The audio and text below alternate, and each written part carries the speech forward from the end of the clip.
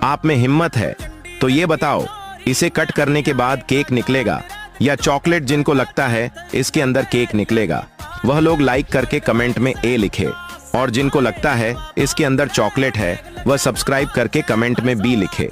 चलो काट कर देखते हैं किसका जवाब सही है। बड़े बड़े सेलिब्रिटी को सभी लोग लाइक करते हैं। आज देखते हैं माँ के लिए कौन कौन लाइक करके और चैनल सब्सक्राइब करके कमेंट में यह वाला इमोजी सेंड करता है। दोस्तों ही तो केक था। जिसका जवाब सही तो कमेंट कीजिए।